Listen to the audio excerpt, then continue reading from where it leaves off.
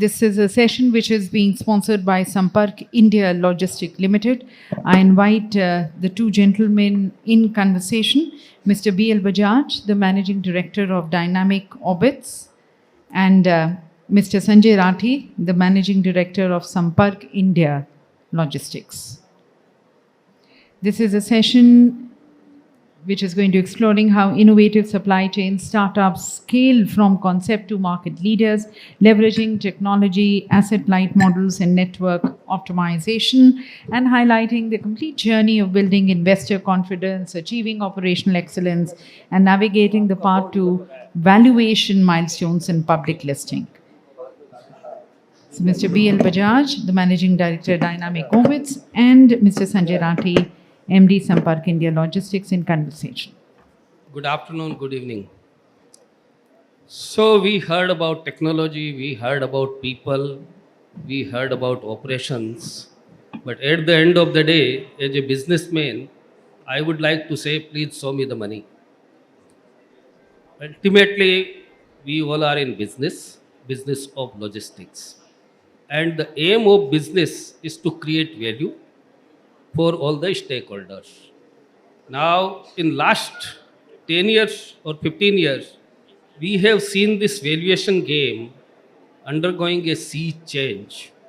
And we have seen in logistics industry included emerging unicorns, the organizations which have come up suddenly and have become unicorns. And they have become kind of role model for the entire industry. So the dream of every entrepreneur today is to become a unicorn, create value, go for IPO, show the people that yes, how valuable we are. The aim is clear, but what about the journey? Is it so simple? Is it so straightforward? Generally, in every conversation like this, I use a dialogue कि भाई दिल्ली से Bombay acting करने के लिए बहुत सारे लाखों लोग जाते हैं. उसमें से कई लोग मैकडोनल्ड में बर्गर भी बेचते हैं और कई लोग अक्षय कुमार और शाहरुख खान भी बन जाते हैं. Now what makes the difference? Who will become Akshay Kumar and Shahrukh Khan and how? How do we prepare for that? What is the right time for that? Are we really prepared? Is that the best strategy? And what is IPO? Is it the end of my journey? It is beginning of my journey, or it is just a milestone? And then most importantly, if my aim is to create value and if my aim is to show my valuation, then what is the right valuation which I should expect? Is it realistic? Is it too high? Is it too low? So these are the questions which is probably in the mind of everyone, and the journey probably is not fairly straightforward, and there are a lot of learnings involved. And if we make sure that we capture the learning beforehand, then there is good chance we avoid mistakes. So today we have Mr. Sanjay Rathi with us. He is a veteran logistics industry partner for more than last 25 years. He has been preparing for this journey and he is almost there. His IPO papers are already approved and probably you will see them hitting the market in next, if I'm right, Rathiji, in maybe 2, 3, 4 weeks. So let's understand from him and allow him to share his first-hand experience, how the journey has been and what learnings he got through during this journey before hitting the IPO button. And let's learn from him. So Rathiji, I think you have been working on this IPO story for at least couple of years now. So what was the key learning? आपने basically कहाँ से शुरू किया जब आपने journey शुरू की? आपने क्या सोचा और किस टाइम फ्रेम का सोचा? वो जर्नी कैसी रही? जैसे आपने सोचा सब कुछ वैसा ही रहा? और आप क्या लर्निंग है जो सब लोगों से शेयर करना चाहेंगे इस प्रिपरेशन की जर्नी में? Then we come to the other topics. Thank you Bajaj साहब. आपने ठीक बोला कि हम लोग जो है अभी मई में लिस्टेड होने जा रहे हैं एंड ये बेसिकली एज ए संपर्क इंडिया लॉजिस्टिक्स ये सप्लाई चेन मैनेजमेंट कंपनी है और ये आईपीओ जो है वो ओवरनाइट गेम नहीं है, वन डे गेम नहीं है, आईपीओ कोई इवेंट भी नहीं है, आईपीओ इज ए प्रोसेस। सबसे पहले हम लोगों ने जब आईपीओ के बारे में सोचा तो ये डिसाइड किया हम आईपीओ लेके क्यों आ रहे हैं, what is the reason behind this. Growth capital के लिए लेके आ रहे हैं, ब्रांडिंग के लिए लेके आ रहे हैं, या क्रेडिबिलिटी के लिए लेके आ रहे हैं। 2-3 साल की फिर हमने अपनी जर्नी स्टार्ट की, मेहनत स्टार्ट की आईपीओ के ऊपर। तो 2-3 साल की मेहनत के बाद में जो है सबसे पहले हम लोगों ने अपने जो फाइनेंशियल डिसिप्लिन है उसको काफ़ी स्ट्रॉन्ग किया। उसके बाद में जो सिस्टम और रिपोर्टिंग स्ट्रक्चर है हम लोगों का, हम लोगों ने उसके ऊपर काम किया, उसको काफ़ी स्ट्रॉन्ग किया। उसके बाद में जो बिजनेस का स्ट्रक्चर्ड है हमारा उसको हमने ठीक किया, उसको स्केलेबल किया। फिर हमने जो सही एडवाइज़र इसके लिए आईपीओ के लिए मतलब बहुत एसेंशियल है, उसको राइट जो हमारे एडवाइज़र उनको ऑनबोर्ड किए, जिसमें सबसे पहले एलएम जो मर्चेंट बैंकर है उसको हमने चूज़ किया।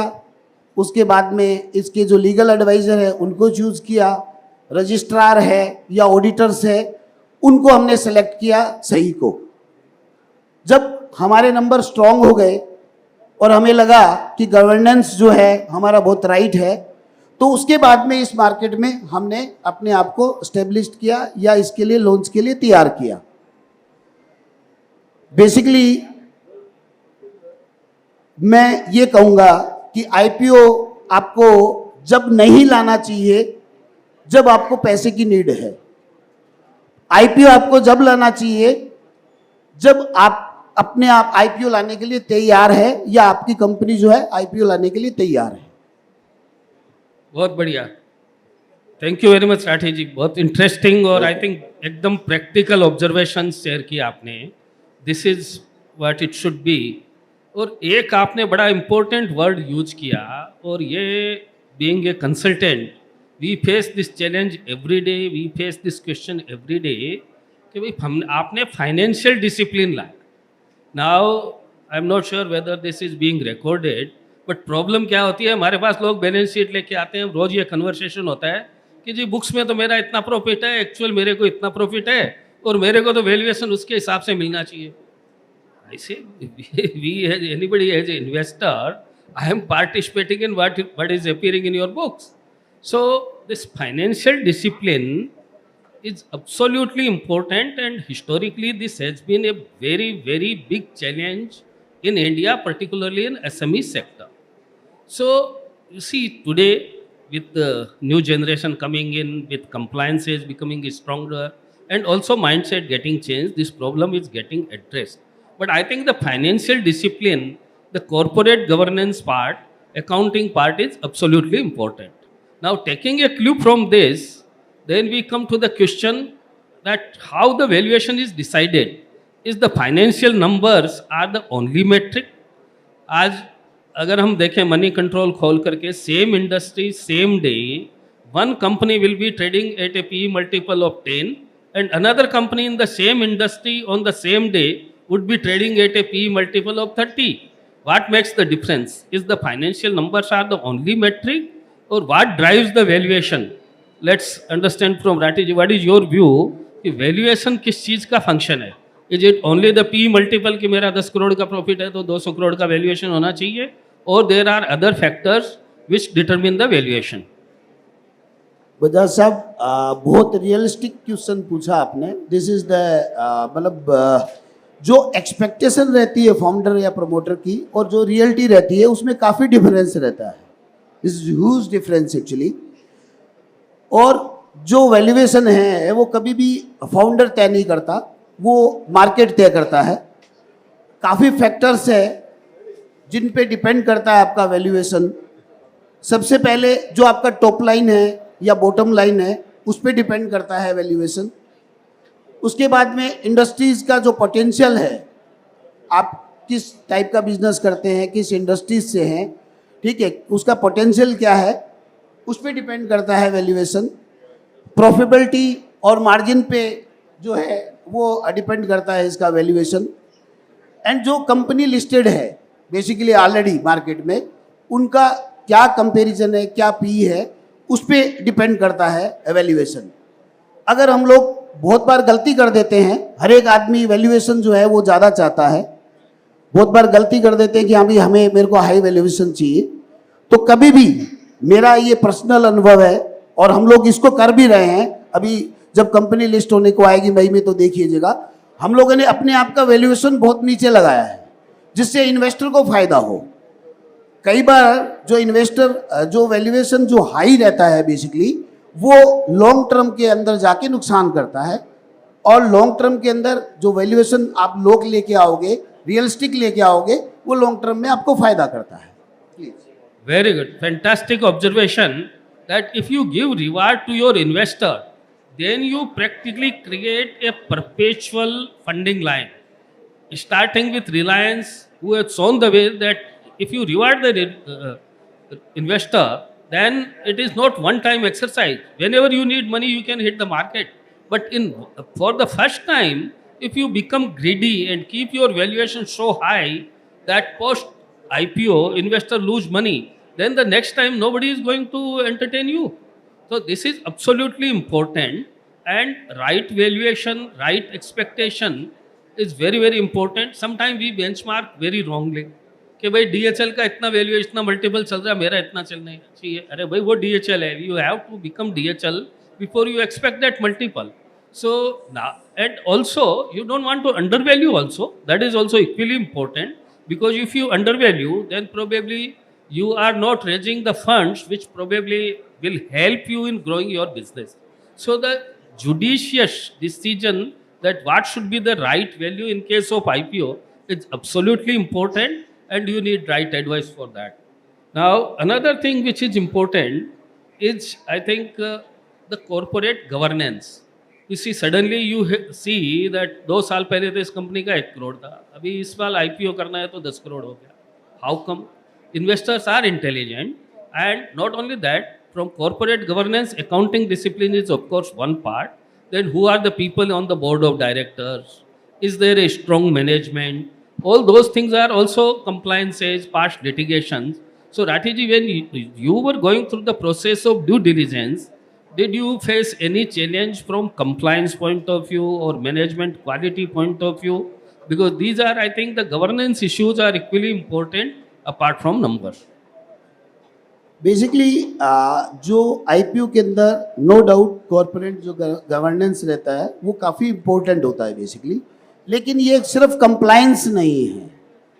बेसिकली ये जो है आपका वैल्यूएशन बढ़ाने वाला फैक्टर है। इससे जो इन्वेस्टर के लिए आपकी अकाउंटेंसी या जो कंपनी के जो रिजल्ट है वो बहुत ट्रांसपेरेंट हो जाते हैं। हम जो है एक मैंडेटरी है इंडिपेंडेंट बोर्ड लेके आते हैं जहाँ पे बायस माइंड नहीं होता किसी प्रमोटर का, और कोई भी डिसीजन जो है वो क्यूमुलेटिव लिया जाता है। उसके बाद में जो रिलेटेड पार्टी ट्रांजैक्शन होते हैं जो ज़्यादातर बेसिकली इस चीज़ को इफेक्ट करते हैं, कॉन्फिडेंस को लूज़ करते हैं, उस पर ये कंट्रोल करता है। तो इससे इन्वेस्टर का जो है वो भरोसा बढ़ता है और वैल्यूएशन जो है वो बहुत ही बढ़िया मिलता है। जब आपका गवर्नेंस जो है वो मजबूत होता है तो इन्वेस्टर जो है उसको बहुत स्ट्रांगली लेता है और उस पर डिस्काउंट नहीं करता। तो this is the importance actually. I think all these observations are real life, very practical, and I think anybody who is aspiring to go for IPO or planning to go for IPO can definitely take clue from what Mr. Ratti is saying. These are real life practical observations, and I really admire the way with the simplicity he has presented. It's absolutely interesting and definitely a very good learning for all of us. Now, another point which probably is very, very important for anybody who is aspiring to go for IPO is the cost and timeline. Sometimes we make mistake in underestimating both cost as well as timeline. IPO is an expensive exercise. When you go for funding through bank or private equity or something like that, your cost is very low but IPO itself is a project and it is expensive, it takes time. So whenever you are planning, please take right advice, make right budget, and budget for sufficient timeline before you intend to hit the market.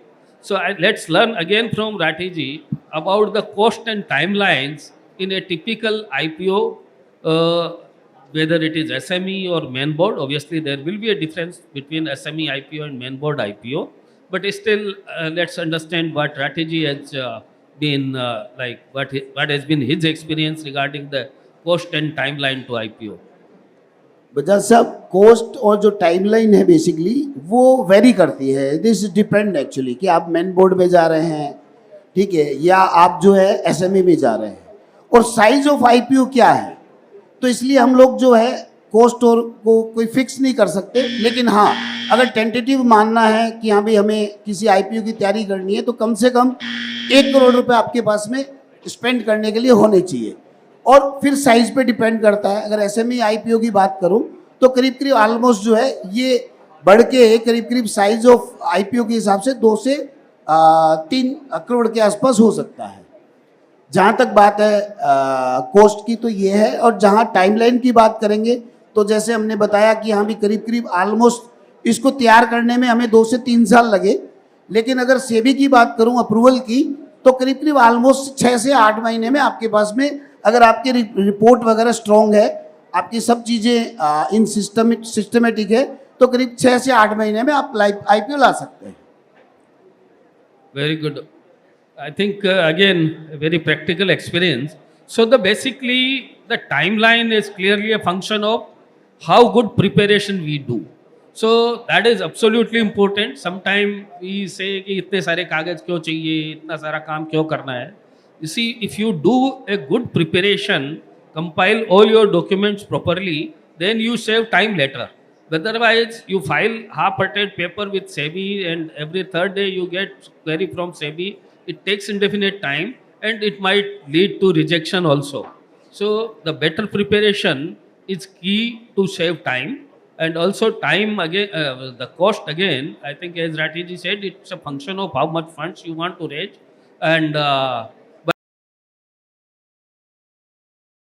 but obviously, please keep in mind that IPO is always more expensive fundraising activity compared to any other mode of funding.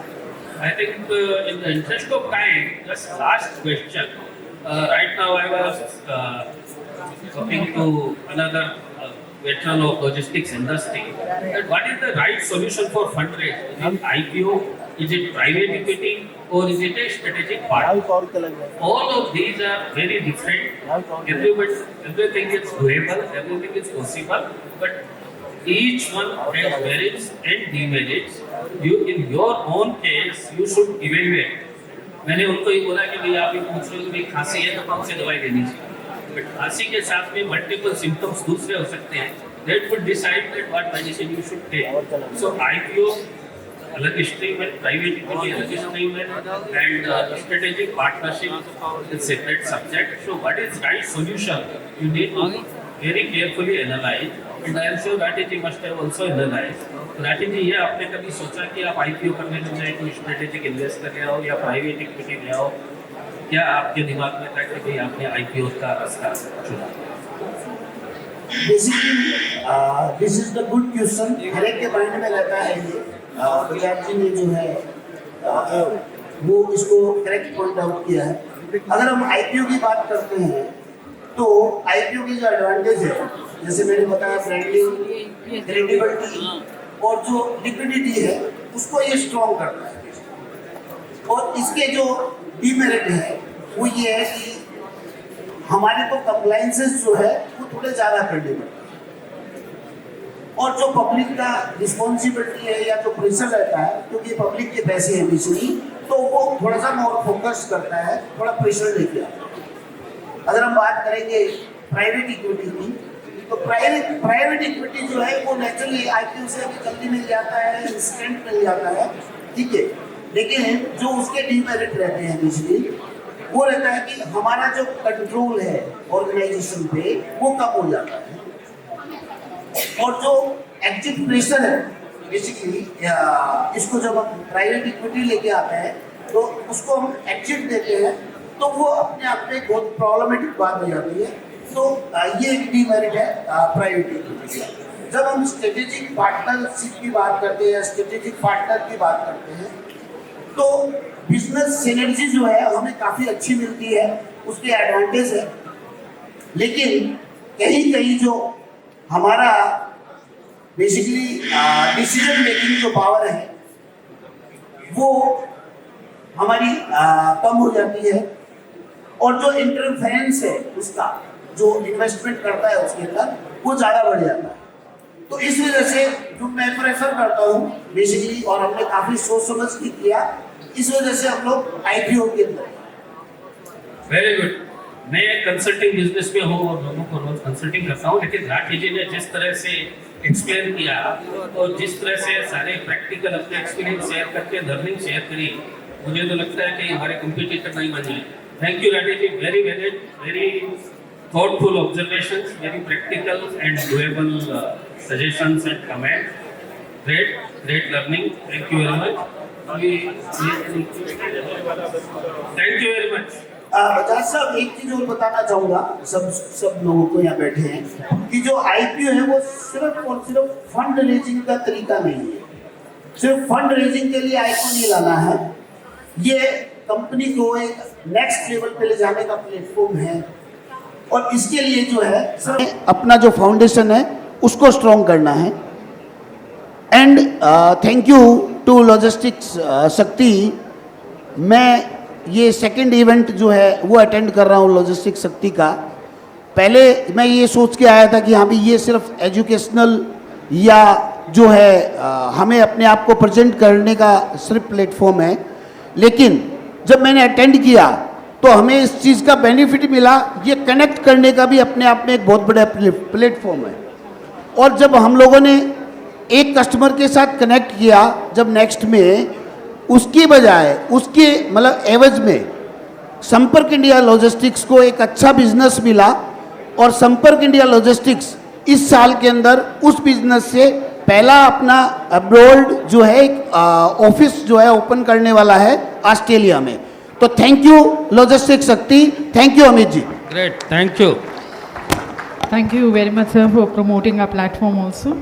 और मैं आमंत्रित करती हूँ श्री प्रेम प्रकाश जी को, हमारे co-founder, requesting Shri Prem Prakash ji to kindly present the mementos to both our speakers and educating and informing people how to further scale greater heights, और किस तरह से आप मार्केट में अपना IPO भी रेज कर सकते हैं। जो प्रोसेस है उसके बारे में हमें जानकारी देने का धन्यवाद।